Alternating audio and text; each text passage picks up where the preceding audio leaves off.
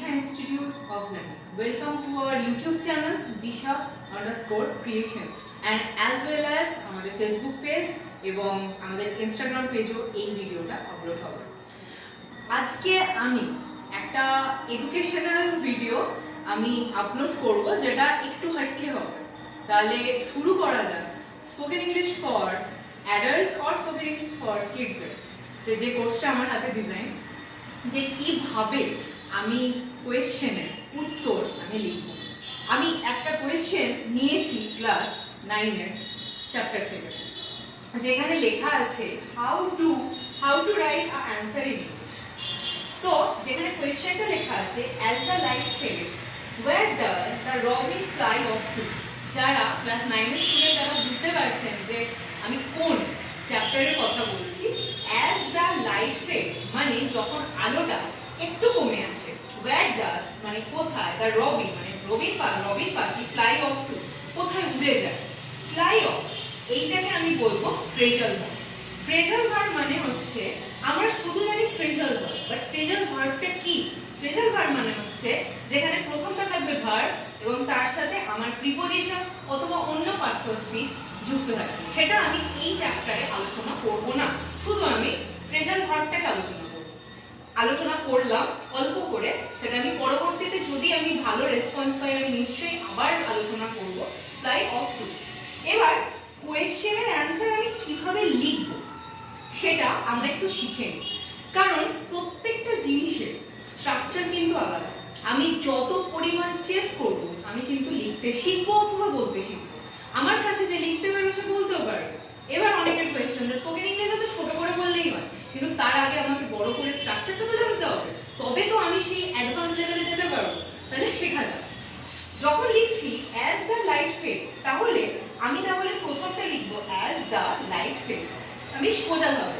অর্থাৎ তাহলে আমরা যখন বলি কি রে সকালবেলা কি খাস, হ্যাঁ সকালবেলা একটু থামলাম আমি গরম জল খাই। তাহলে এইভাবে যে আমি কথাটা বাংলায় বলছি আমি এইভাবে লিখবো যেভাবে কোয়েশ্চেন আমার আস্ক করবে। I will say the answer as the light fades. এখানে আমি উত্তরে শুরু করলাম as the light fades comma দিলাম। এবার বলতে চাইছে where does the robin fly off to, মানে এখানে আমাকে দেখতে হবে যে কোনটা আমার সাবজেক্ট হচ্ছে দ্য রবিন। তাহলে আমি এখানে লিখলাম দ্য রবিন। এবার আমার এখানে সাবজেক্টের পর ভার্ব বসে, এটা আমাদের নরমালের ভার্ব ছাড়া আমাদের কোনো কাজ হবে না। তাহলে দেখলাম যে ফ্রেজাল ভার্ব আছে ফ্লাই অফ, তাহলে কি লিখলাম ফ্লাইজ অফ। কেন? ডাজ আছে। খুব সাবধান, বিশেষ করে এখনকার স্টুডেন্টদের কিন্তু এই জায়গাটা ভীষণ সমস্যা হয়। এই জায়গাটা প্রায় ওদের মানে জানার মধ্যেই পড়ে না। যেমন ডাজের জন্য আমার কি হলো ফ্লাইজ হয়ে গেল, ভার্বের সাথে ইএস যোগ হলো, কারণ দা রবিন হচ্ছে থার্ড পারসন সিঙ্গুলার নাম্বার। যেমন I first person, you second person, আর বাকি যা আছে সবই থার্ড পারসন সিঙ্গুলার নাম্বার, আর এটা সিম্পল প্রেজেন্ট টেন্স থেকে বিলং করে।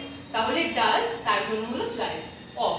প্রিপোজিশন হবে না, তাহলে আমার ভার্বের সাথে মানে ভার্বের সাথে আমার এই ফরম্যাটটা গেল, নিয়ে এটা আমার পুরো ভার্ব হয়ে গেল। The roost in the mimosa tree, তারা কোথায় যায়? মিমোসা ট্রিতে। আর এই কোয়েশ্চেনটা কোন টেন্সে লেখা আছে? সিম্পল প্রেজেন্ট টেন্সে। আমি বুঝবো কি করে যে আমি সিম্পল প্রেজেন্ট টেন্সে? সিম্পল প্রেজেন্ট টেন্স আমি বুঝবো এই জায়গাটা দেখে, এই যে ডাস্টটা দেখে। যদি দেখা যাচ্ছে এখানে ডাস্টটা দেখে আমি বুঝবো যে এইটা কিন্তু simple present tense.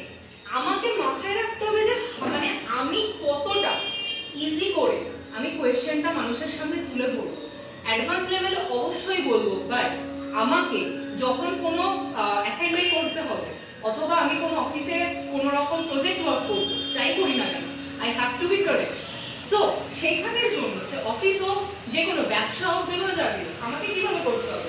As the light fades where does the robin fly off to. Question যেরকম চেয়েছে উত্তর আমাকে সেরকম লিখতে হবে as the light fades the robin, subject, verb হচ্ছে ফ্লাইজ অফ কারণ ডাজ আছে, the roost in the mimosa tree. এই স্ট্রাকচারটা যদি আমি জানতে পারি তাহলে আমার উত্তর যদি জানা থাকে আমার কিন্তু নাম্বার পেতেও সমস্যা হবে না, অথবা আমার কোনো কিছুতেই সমস্যা হবে না। আরো একটা কথা, স্ট্রাকচার মুখস্থ করা যায় না, it's not possible for us to memorize the whole thing. So how can I, কিভাবে আমি পুরোটা মনে রাখবো? ওয়ান থিং যেটা আমাকে করতে হবে, খাটতে হবে, and the main important thing, আমাকে চেস করতে হবে, আমাকে নতুন নতুন কোয়েশ্চেনের মুখোমুখি হতে হবে। যত বেশি আমি মুখোমুখি হব তত বেশি আমি কিন্তু লিখতে শিখবো। আর লিখতে শিখলেই তার মধ্যে কনফিডেন্স লেভেল বেশ বুস্ট হবে এবং সে কিন্তু অটোমেটিক্যালি বলতে শুরু করবে এবং সে যত বড় পজিশনেই যাবে না সুন্দর করে লিখতে শুরু করবে। আর সে বুঝে যাবে যে কোথায় রং আছে আর কোথায় ভুল আছে আর কোথায় ঠিক আছে। সো এইরকম কিছু কিছু এডুকেশনাল ভিডিও আমি এবার থেকে পোস্ট করবো। Thank you very much and please subscribe our channel. যদি এটা ইউটিউব থেকে দেখেন, যদি এটা ফেসবুক থেকে দেখেন, দিশা ইনস্টিটিউট অফ লার্নিং পেজটাকে ফলো করে দেবেন। এবং আপনি যদি ইনস্টাগ্রাম থেকে দেখেন @institute.disha, এটাকেও আপনারা ফলো করে পাশে থাকবেন। আর আমাদের ডিএম করবেন যদি অ্যাডমিশন সংক্রান্ত কোনো তথ্য জানতে থাকে। যত্ন সহকারে শেখাই আর বাকিটা আপনাদের সাথে কথা বলতে থাকবে। Thank you.